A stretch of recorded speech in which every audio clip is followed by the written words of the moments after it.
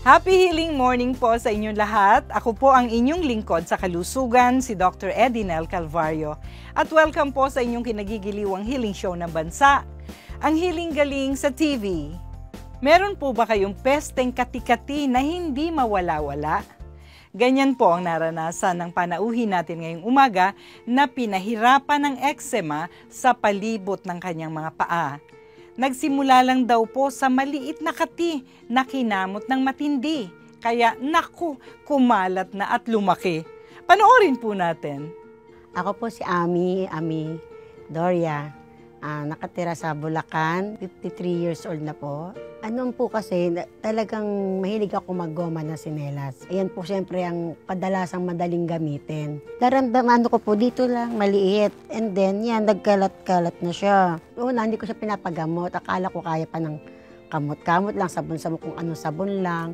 Mapula po na, yan, mayroon po siyang mga balat-balat na madry, sobrang dry. Pag kinamot mo talagang susugat siya. Eh, nung talagang hindi na kaya, sabi ko sa anak ko, nakwigan mo akong panggamot at ipatingnan ko yung paa ko. Hindi tumalab yung gamot na yon. Kaya kung ano-ano na lang po, may magsabi sa akin, bili ka ng ganito, subukan mo ito. Lahat po, sinubok ko po talaga hanggang makaabot ako ng 2 years. Sabi sa akin, baka diabetes yan. Hindi ito, kasi nagpapacheck up ako sa nagbablood chem ako eh. Sabi niya, sige, pag naputol yan. Sabi ko, puputulin, di dalawa yan. 2 paa po yan. Wala, paano na ako niya pag naputol yan, 2 paa ko? Ang eczema ay isang pangkaraniwang kondisyon sa balat na kadalasan pong nagsisimula sa pangangati at pamumula na kung minsan ay may kasamang blisters o maliliit na paltos. Kapag nagtagal ito, maaari pong manuyo at mangapal ang balat, maging makaliskis at maaring mangitim. May iba't ibang uri ng eczema at maaari po itong makaapekto saan mang bahagi ng katawan. Ayon sa mga pag-aaral, maaari daw po itong ma-trigger ng allergies, iritasyon sa tela o kemikal, galing sa pawis, stress at iba pa. Pero hindi naman po ito nakakahawa. Ang eczema ay isang chronic condition na ang ibig pong sabihin ay maaring magpabalik-balik. At wala po itong pinipiling edad o kasarian. Ayon sa isang article sa British Journal of Dermatology, may 204 milyong katao sa buong mundo ang merong eczema. Paano gumaling ang paa ni Ami mula sa matinding eczema? Panoorin po mamaya sa aming kwentuhan sa Ang Galing. Sa Hiling Katanungan, mga nagtatanong tungkol sa kati-kati ang ating papayuhan. At sa ating pong Garden of E, antabayanan niyo po ang healing powers ng halamang kamatis bilang pampaganda at pampatibay ng kutis at ang marami pa nitong pakinabang. Kaya't kung kayo po ay may kati-kati, isip-isip mo ng mabuti at huwag kamuti ng matindi. Alamin kung paano po malulunasan gamit ang natural na gamutan dito lamang sa inyong kinagigiliwang healing show ng bansa, ang Healing Galing sa TV. Ang anak ko po ay laging nagsusugat ang balat. Ano po ang sabon sa kati-kati? Dumadami po kasi. Mga tanong tungkol sa kati-kati ang sasagutin ni Dr. E. At alamin sa Garden of E kung paano gamitin ang kamatis bilang pampaganda ng kutis. Sa pagbabalik ng Healing Galing sa TV.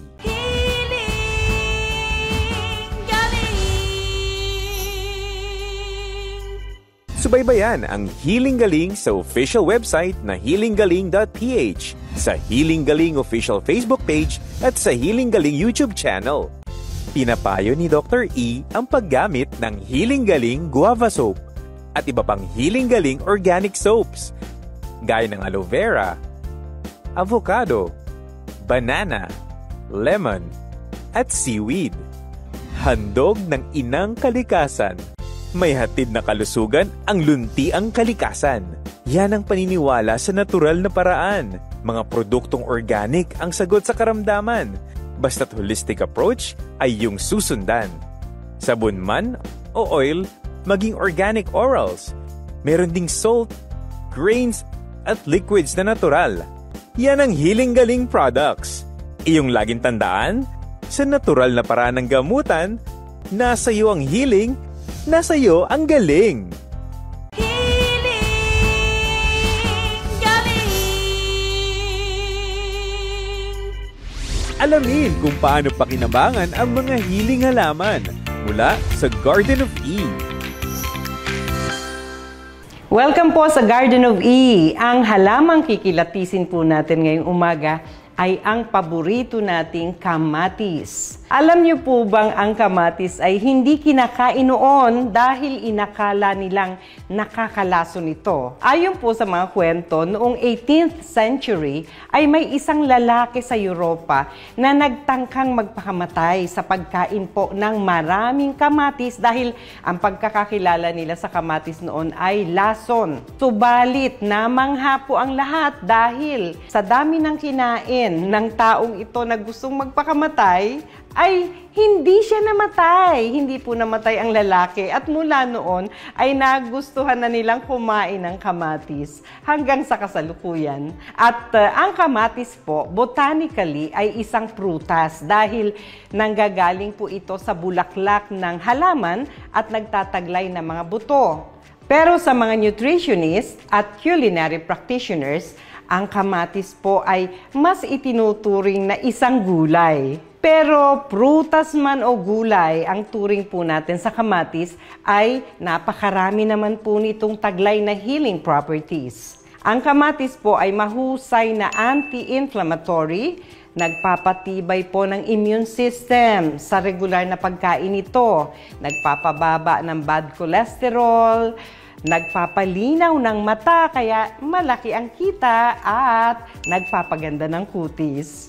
Siksik din po ito sa sustansya dahil mayaman ito sa vitamin C, potassium, may vitamin K, may folate, at ito po ang natatanging halaman na napagkukunan natin ng mataas na levels ng lycopene, isang uri ng antioxidant na nagpapababa ng risk ng heart disease at cancer.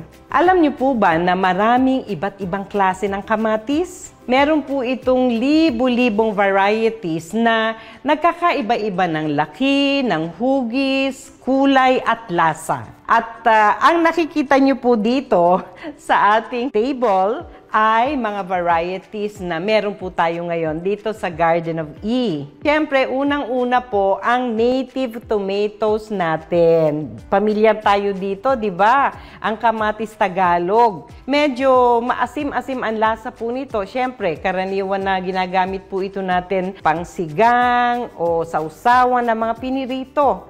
Pati sa pagigisa, ginagamit din. Sa ibang bansa, ito po ay inihahambing sa mga plum tomatoes na kadalasan po ay ginagawa namang tomato preserve o puree dahil malaman po ito at hindi masyadong makatas kumpara sa ibang varieties. Ito naman po ang tinatawag na globe tomatoes na bahagyang mas malaki at mas bilugan kesa sa plum tomatoes. Mas meaty po, mas malaman at mas juicy po ang globe tomatoes kaya maraming pinagagamitan. Pwedeng gawing soup, pwedeng pang salad, pwedeng i-bake at iba pa. Maganda rin po ang globe tomatoes for slicing dahil makatas po ito pero firm at hindi agad nadudurog kapag hiniwa. Ang mas malaking version po ng ating kamatis na ito ay ang tinatawag na beefsteak tomatoes na kadalasan naman po ay ginigrill at inilalagay sa mga burger na ating kinakain. Ito naman po ang tinatawag na cherry tomatoes. Bilugan na maliliit, no?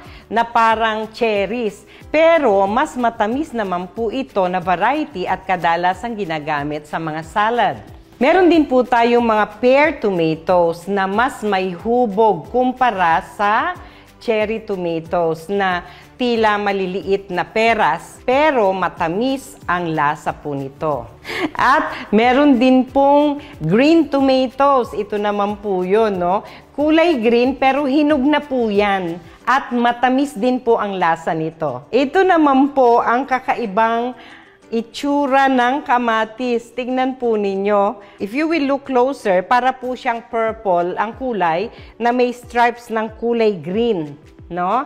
Naaakalain mo sa unang tingin ay parang bulok na kamatis. Pero isa po itong rare na variety ng kamatis na sinasabing pinakamasarap, no? At alam niyo po, marami tayong pwedeng paggamitan sa kamatis bukod sa pagluluto.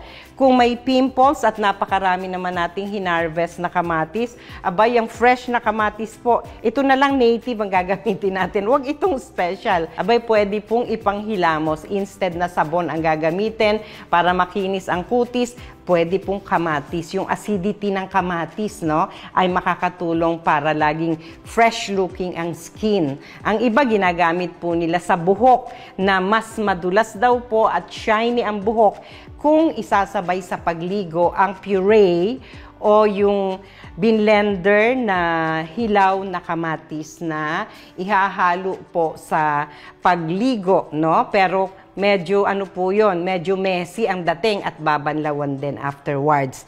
Pero kung sarap ang pag-uusapan, walang tatalo sa aking titikmang kamatis. Eto po, kaya nag-iisa na lang siya sa sobrang rare po nito, no? At tikman natin.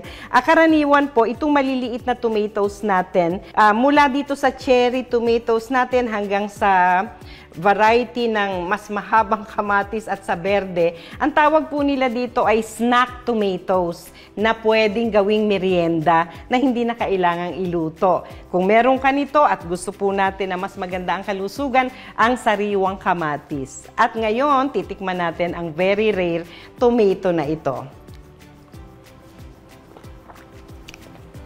Hindi rin masyadong marami ang juice, no? Kasi pagkagat ko, ayun, may konti lang, hindi masyadong makatas, pero meaty din siya, no? Na pwede rin gawing puree. At puti po ang kulay ng kanyang buto. Masarap, matamis, at talaga namang snack tomato po, no? At kung ang pagbabasehan po natin, ang kulay ng kamatis, kapag mas mapula, ay mas marami pong lycopene itong taglay, pero mas acidic. So, ibig sabihin, itong kinakain ko ay mas acidic ito dahil mas matingkad ang kulay. Kapag naman daw po kulay dilaw o pinkish o mas maputla ang kamatis, hanggang ito ay mahinog, mas mababa po ang acidity nito at nagiging mas matamis ang lasa. Kaya pwedeng pang-snack na kamatis. So, yan po at nakilala natin ang ilan sa mga dapat nating makilalang mga klase ng kamatis.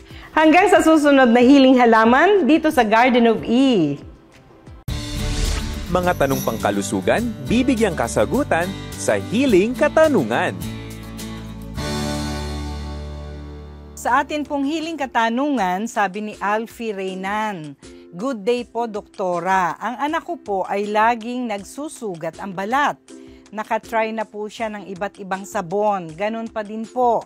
Ano po ang pwedeng gamitin? Salamat po." Alfie, hindi lang sabon ha. Lagi tayong holistic approach dito sa gamutan natin. Para sa anak mo, turuan natin ng holistic approach.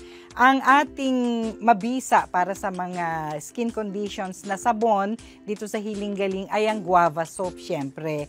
Pero bukod sa paggamit ng ating guava soap sa pagligo, sa paghuhugas ng iyong anak sa kanyang katawan, may mga foods to avoid din. Sana hindi na siya makakakain ng mga malalansang pagkain. Alam natin kung ano yung malansa, di ba?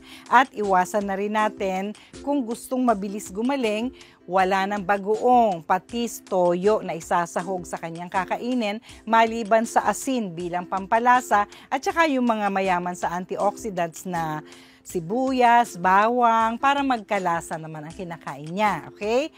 Properly hydrated din dapat ang iyong anak. Turuan natin ang pag-inom ng maraming tubig, masasabaw na pagkain at makakatas na prutas. At meron pa rin tayong pandagdag sa guava soap. After maglinis ng balat, meron tayong serpentina cream na available sa mga outlets ng Hiling Galing na maaaring i-apply after linisan. Pero kasabay ang disiplina sa pagkain ha, para mabilis gumaling. Marami pong salamat sa inyong katanungan. Sana'y makatulong sa inyong anak ang aking payo. I-instashot na ang reseta ni Doktora.